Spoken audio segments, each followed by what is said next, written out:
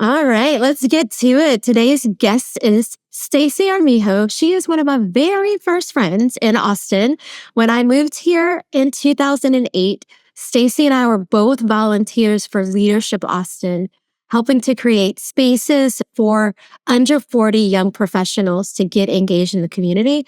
And I have been hooked by her energy and her presence and just everything that is magical about her. And when Stacy calls, she's one of the few people that I will not say no.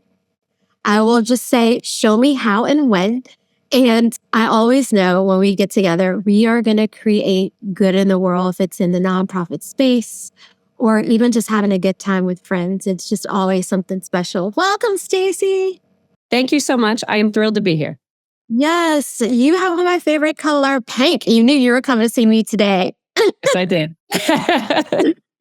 Well, when I thought of Roots+Rebirth, it's like you have seen my various rebirths. You've seen me as a young adult who was having a good time in the domain in Austin, Texas. You know, you've seen my career evolution, and I remember you like helping me write on a whiteboard, like all the things I could do and what I wanted to do and helping me get focused. But you've seen me grieving at the loss of my father, divorce. Like you have seen the roots and the rebirth, and the same for you. Yes. I have seen your life change, your different homes, your different careers.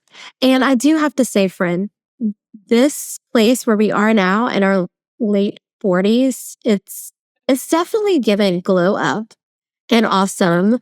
And it just feels like we truly are the truest versions of ourselves. And so it's just when I was thinking of like, who did I want to talk about a rebirth, but also that people could learn from and get inspired. Of course, you were on the list. Well, thank you. That means so much to me. I think it's so fascinating how you and I get to be on this podcast together because it's always been so interesting to me how our lives have gone in these parallel paths. So professionally and personally, that it's like we've gone through big life things at super close to the same period. And like even at one point, how many years did we work in physically the same building? Like a stairway away from each other. That yes, exactly. A good like what, 5 or 6 years? It's crazy. Oh, yeah, at least 5 years. Yeah, I would always run down to even when you weren't like in the office, you were out of town. I'd run downstairs to sneak like snacks and wine. It was the best. You did have a good spot. I'm not gonna lie. That little bar area in the middle may or may not have been a Stacy choice. So. That was so good. But for people who might not be in Austin, because you have a very long leadership legacy and career here, tell them a little about your origin story and who you are and what you do professionally. Of course. I came to Austin to go to the University of Texas. I thought I was coming to a college town because I grew up in the Houston area in an area called A-Leaf, which is kind of on the west side of Houston. It is most famous for being where Beyonce's from. I was waiting for that. I mean, come on. And so I thought I came to Austin thinking I was going to a college town, fell in love with the city and wanted to find a way to stay.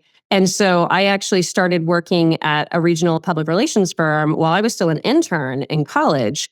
And then I ended up staying there for the entirety of my career. So I went from intern to executive vice president over the course of 17 years.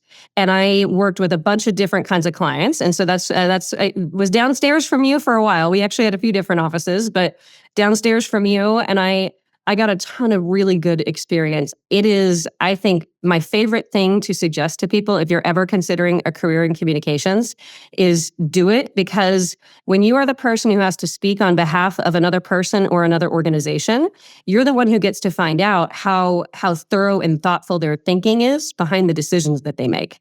And it was like the best front row seat to business ever.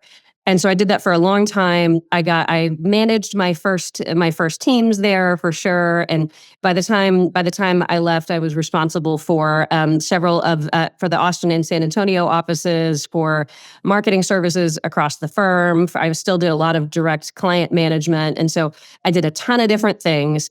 But then I had the opportunity to become the chief experience officer at Amplify Credit Union, which is what I do now. That is my day job. That job has changed a lot over it'll be almost 7 years that I have been. Oh, no way. 7 years this summer. It's been a minute. Oh, wow. I remember you telling me you were leaving. And first of all, we were like, you're for real leaving your old firm? Because Yeah. it was like a whole thing. Yeah. So much of your identity was Stacy Pierpont, right? Yeah, absolutely. And Stacy from Pierpont threw happy hours and got leaders together. So it was like an eruption when you said you were going into banking. Like, what a career pivot. Yeah. That was in no career plan anywhere on the planet. And if I still sometimes look at myself and I'm like, I'm a banker? Like, is this? Well, you have a certificate from banking school that says that, girl. Apparently, I needed one to prove it, right? Like, for real, I'm a banker now. Yeah. But, and so that journey, 17 years at Pierpont, you had your babies, you raised your babies there, Absolutely. and, we planned so many like nonprofit galas. So title was so closely related to identity as mom who was a volunteer, as, mom who was in PR. And so to make that pivot from Stacy, the executive vice president at Pierpont, to Stacy, now I'm in a new sector. I might know Pierpont as a client, but I'm no longer pretending to be a banker on TV. I am working in the bank. What was that? It was humbling and empowering. It was actually kind of both. Yeah, because so half of me was I had never started a new job before. So Right. even though I was an experienced executive, I had never changed jobs. And so just that whole, well, I think I know what I'm doing, but do I know what I'm doing? I don't know. I've worked in this one environment for so long. Maybe I'm just really lucky to be in this one environment and I am really respected there, but am I really going to be able to earn the respect of this new team? And am I going to be able to learn a whole industry that is regulated and complex and difficult? So a lot of it was fear, but then also it was empowering because it didn't take me too long before I realized, oh yeah, I can do it. Like, I mean, it doesn't mean I have an absence of doubt, but I realized, well, this is just another new challenge. The same way I had brand new clients all the time at Pierpont, and every one of them was another new challenge. This is just another new challenge. And what I discovered is my skill is not particularly in this industry or that industry or this particular tactical thing that I do. My skill is in being able to ask questions and learn. Like that's really what I'm best at. And so as long as I'm in an environment that wants that, because not every environment does, but this one does and most do, that as long as that's what I'm doing, then it gives me sort of a degree of confidence that like, okay, so now I would say like the way I think about identity today is a little bit different. That Yes. Stacy sort of stands on her own. Yes. I mean, with Amplify, but it's not Stacy plus Amplify, like all in one thing all the time. It's like there's Stacy and then there's Amplify. And I kind of think that's maybe better. Well, there's so much to unpack there. I have so many responses and I just got goosebumps, because in a couple of podcasts before, I talked just about that. It's like that first rebirth for you was leaving Pierpont and going to Amplify. And you had so much swagger and confidence as the seasoned old head of the company, right? One of the longest tenured employees to go to something totally new where you only have title to help you have respect, right? You had to get the influence and everything else. And I think I've done that a whole lot since 2019. I've had 4 jobs since 2019 and they've each been for a specific reason. And I know that now while the universe has kept me moving. But I think wholeheartedly my moves were so that I can shed the title of lobbyist, like internationally award-winning lobbyist. There was a time where I was probably too caught up in that, So I look at myself now, I'm simply Terri. And even when I rebranded my website, I chose to have just Terri with the star over the I. So I can remember that the center is here within me. It's not external, right? Mhm. To get to that level of knowing who you are and owning it, and that no matter where you go, what city you live in, what church you go to, what community you work in, what social ladder you think you might be climbing, you are the same person and none of those structures matter. Yes. It's just one of the greatest gifts we can truly give ourselves. Well, and it feels like the kind of thing that you have to discover it. Yeah. So I feel like if somebody could give me advice and say, oh, well, you should do things in this certain way. And I feel like until I felt the confidence in myself about what I do, and especially, I mean, even until I could compare and contrast, if you will, that like, oh, so I did this thing in this environment over here, but I can come up with all these reasons about why it was the environment and why I was only a small part of it and the environment was the bigger part of it. But now I've gone into a new environment and I've done something similar. You know, it's not the same, it's different every time, but I've achieved a similar outcome in terms of feeling like the impact I'm having.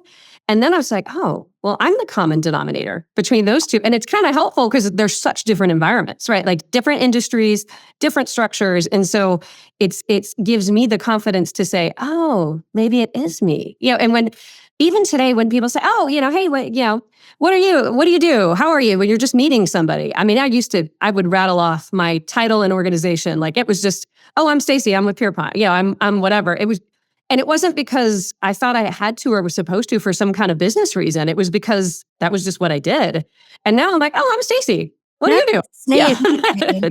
Yeah. Same. Not shocking that it's the same because that's Right. what we do, right? Yeah, but I love it. I've seen such a change in you. Like even when you got on Zoom today, I'm like, you look so good. You're so bright. But it's because it's rooted in self. You're not looking for validation externally.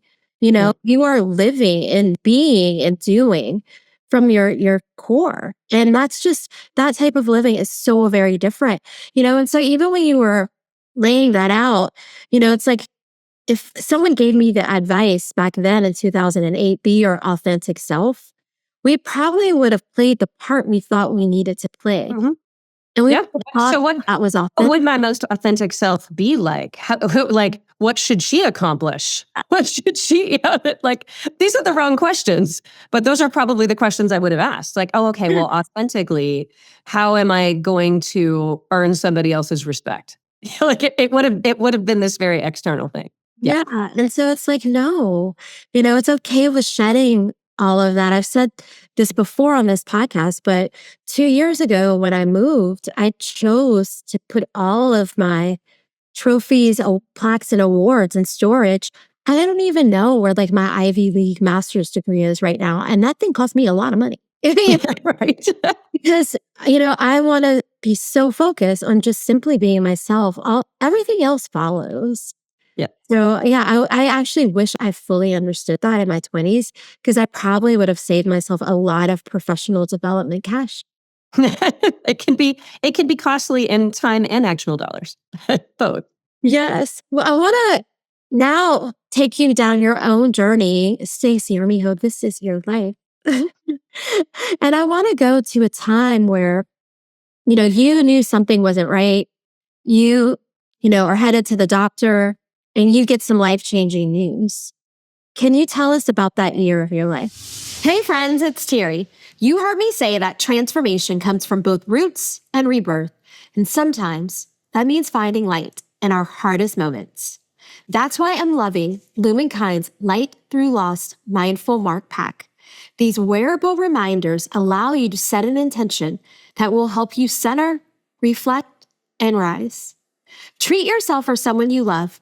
Go to lumankind.com and use code Terri15 for 15% off your first purchase.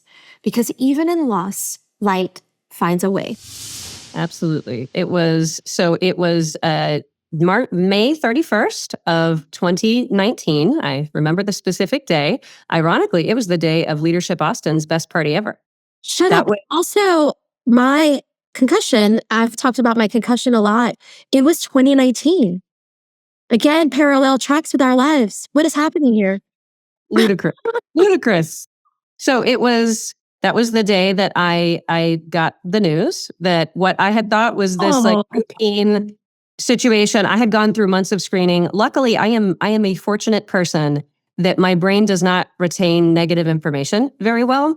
And also, I have been very lucky in all of my health. And so I didn't have any reason to worry. So it didn't even occur to me. I was getting all of these screens. I was getting all these tests. And I think I'm just being, responsible with my health. I hadn't even turned 40 yet. So I hadn't even had a mammogram because I wasn't old enough. And on that day is when I got the news that I had breast cancer.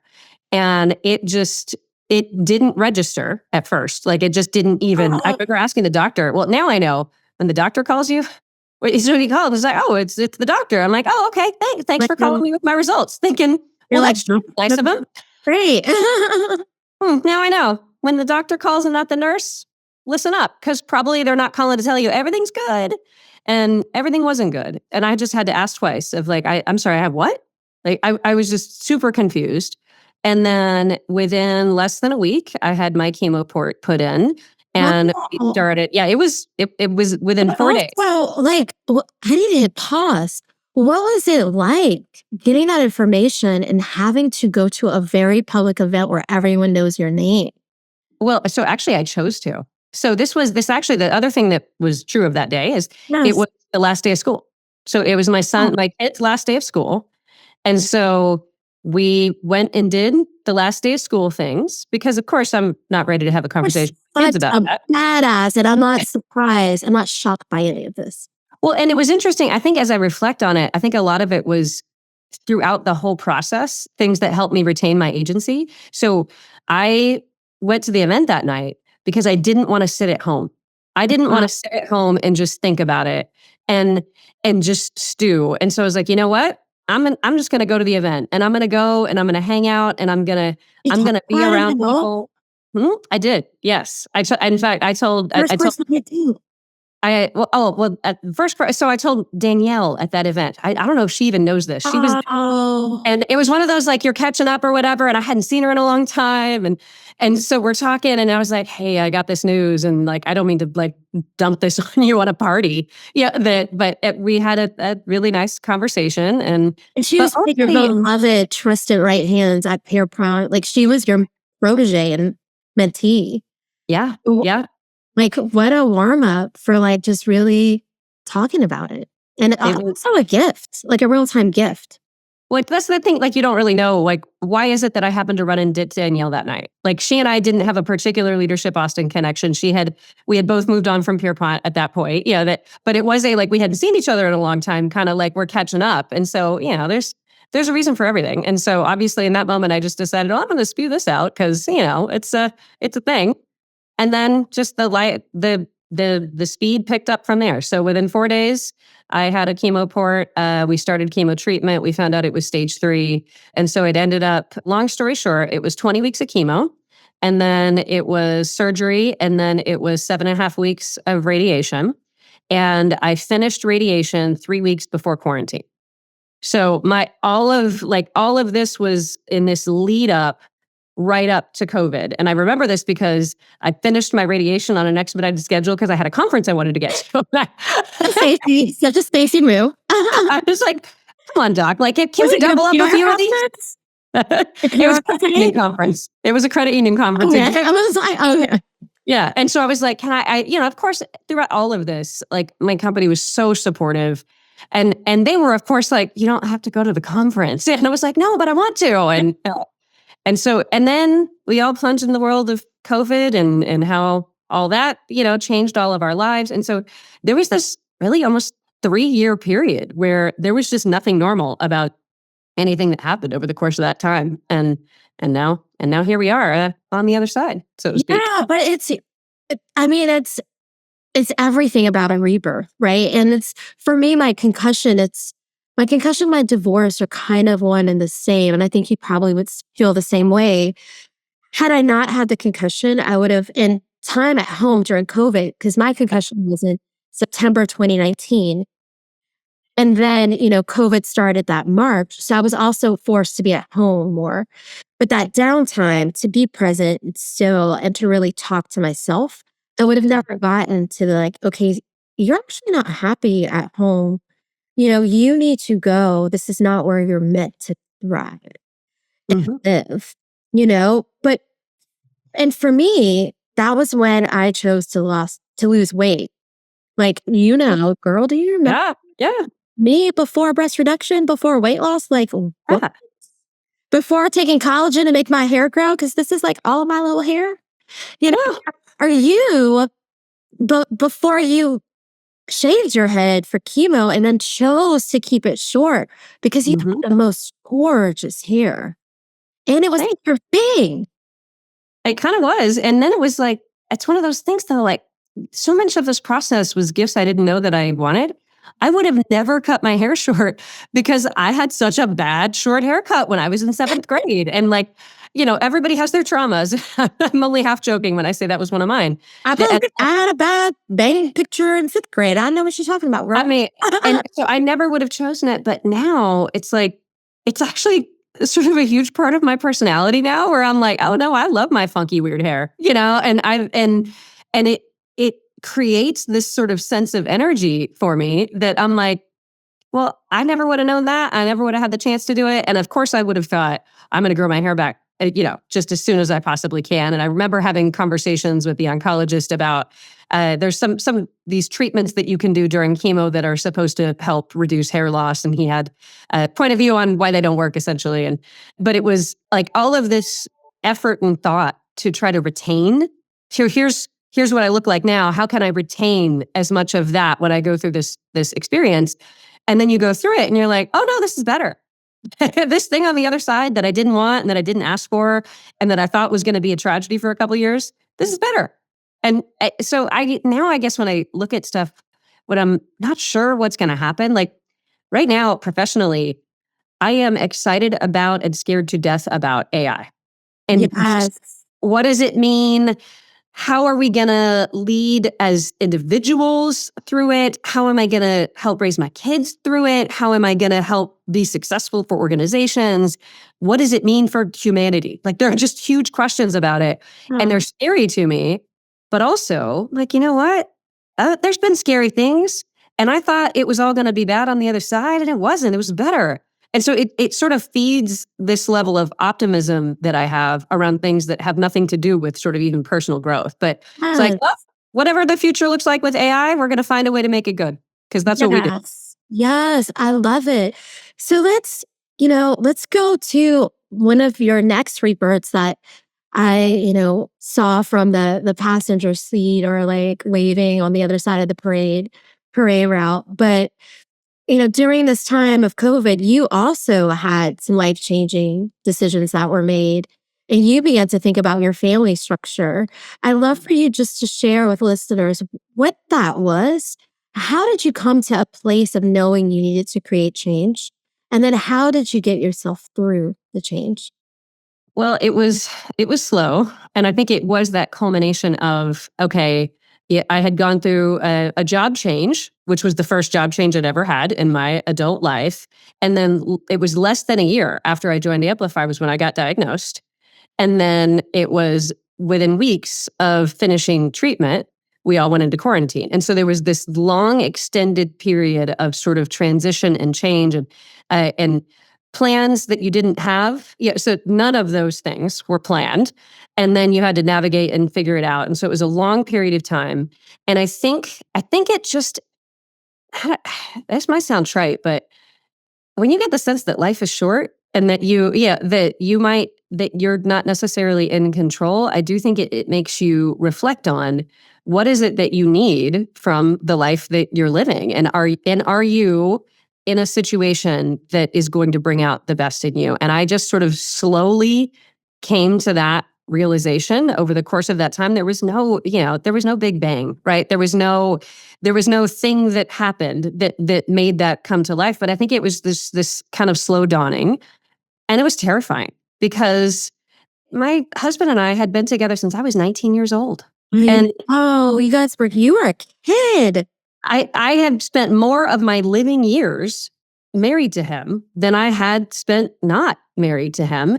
And he was my best friend before we got married. And our families have known each other forever. And of course, he's my boy's dad, and he's a person that I love and respect. Yeah. So it's like, there's none of these stories about like, oh, there was all this awful and it was terrible and whatever. Like, there was none of that.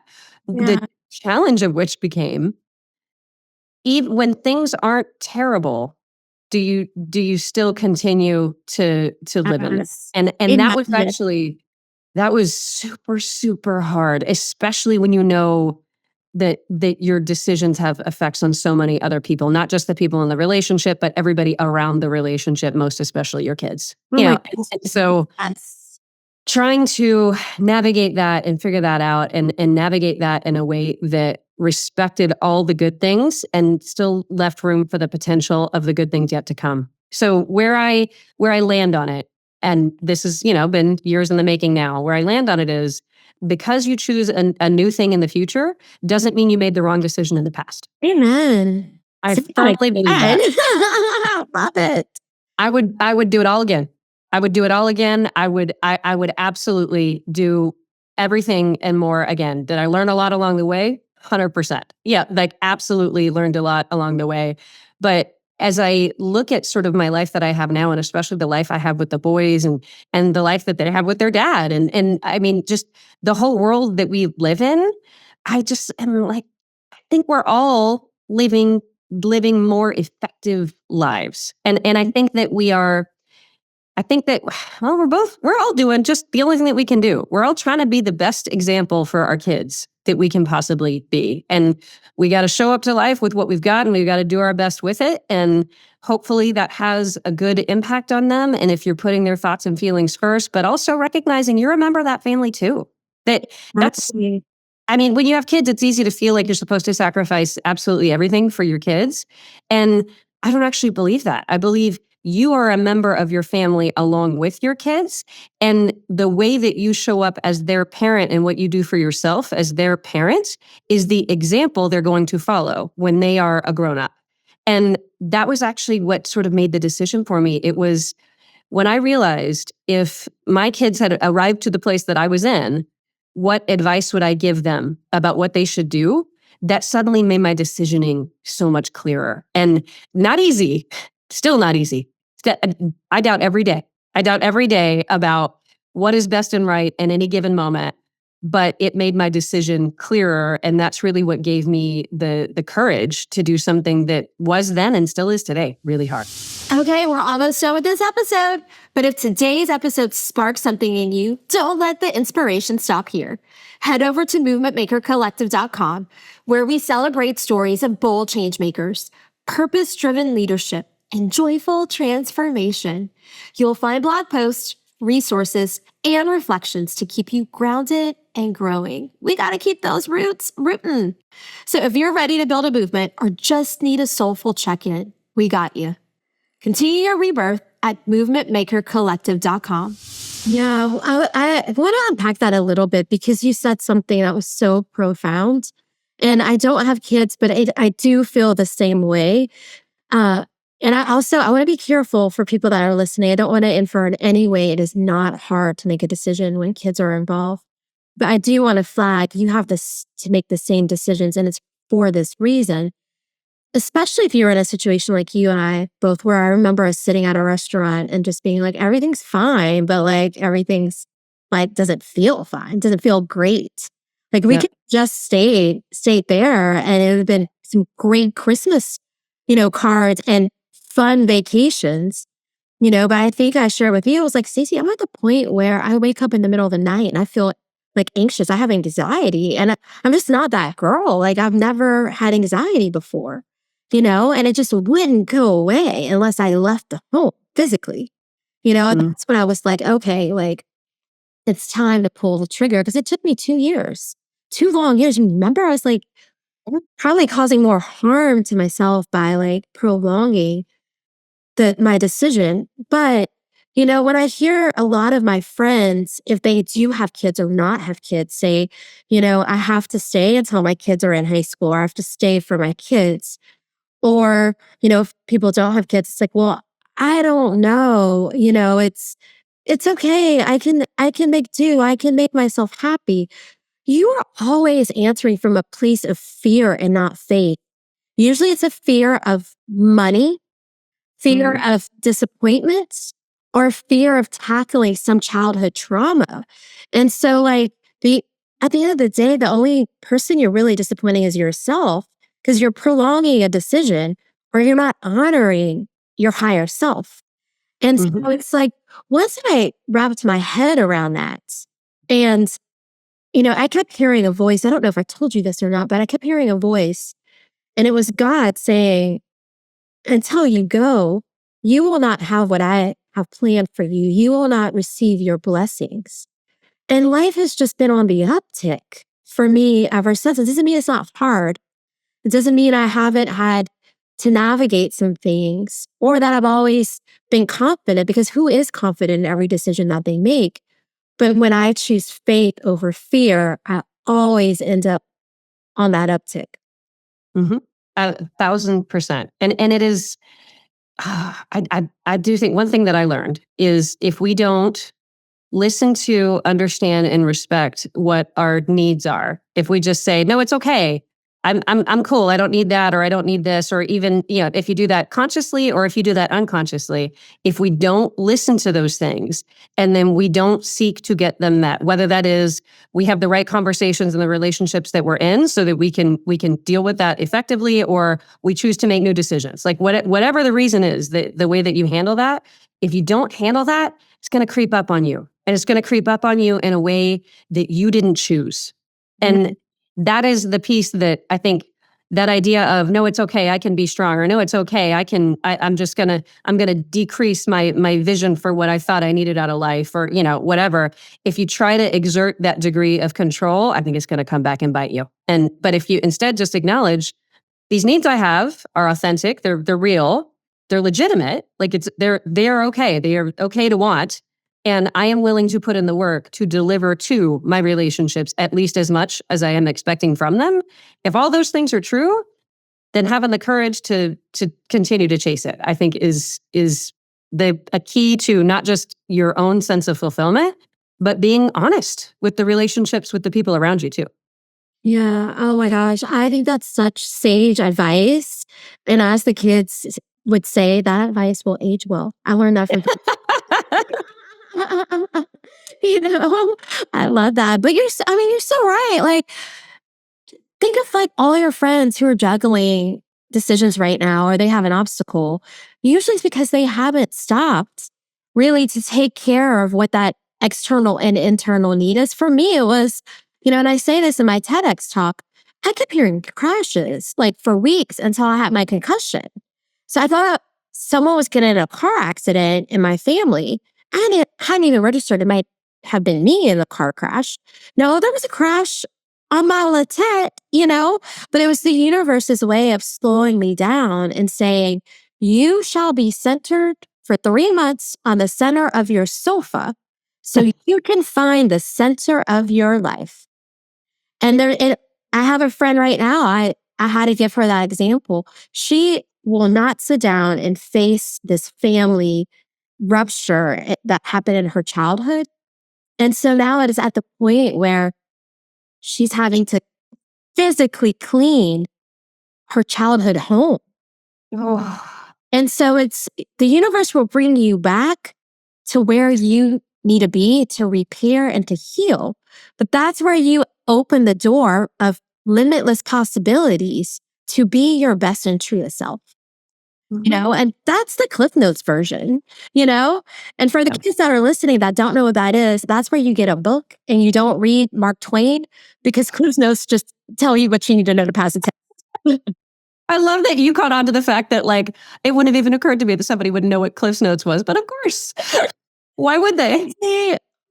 We were born in the 70s, okay? Of course, Scandal. that scares us. Right. Oh my gosh. I want to know, like, what is next for you? What are you dreaming big about these days?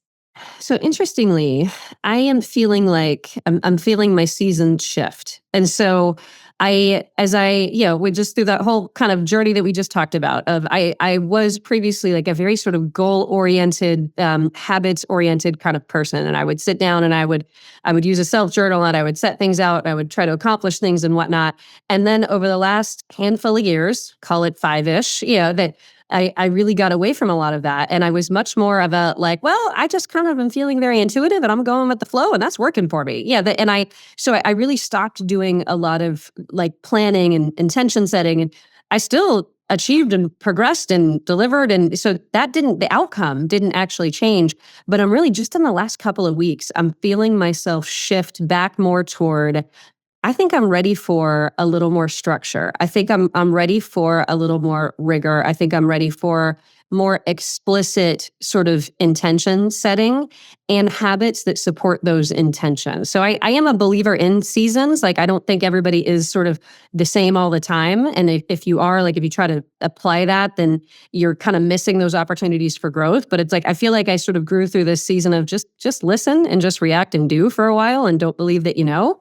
And now I feel myself shifting more into you're getting a better sense of where you're going and what you want to do next, and time to apply a little discipline to be able to get there. So that's kind of where I am right now. It makes so much sense. I had the most incredible fine arts teacher. I started painting with a paintbrush and watercolor and oil paint very young in life, like in elementary school.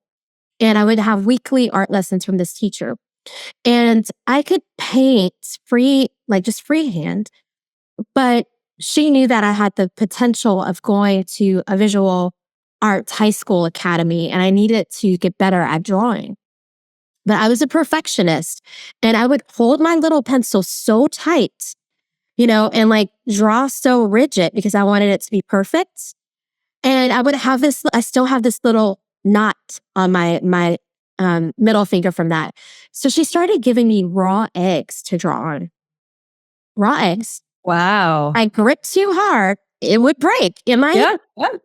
Sure. So we did that for a couple of weeks. I finally was like, okay, get the point. And again, in middle school, then she gives me boiled eggs. The eggs weren't raw, they were boiled, and so I was starting to. And then finally, like when I could let go of that, then I got watercolor pencils for me to start sketching. Because she wanted to take me from drawing with a pencil when I was going to do watercolor and pasting the lines, to being able to draw with the watercolor pencil and paint. And so that's, for you, it's the same. Like, discipline was what you knew. That was how you thrived. That's how you became an EVP in your 30s. Then, you relax, let go of some of those perfectionist tendencies. And so you craving and wanting to return to that means absolutely something is shifting. You're going to get a big assignment soon. So don't forget to text me when you find out what it is. Good to know. I will let you know. Yes. Well, I can't spend enough time with you. I need real life IRL girl time with you.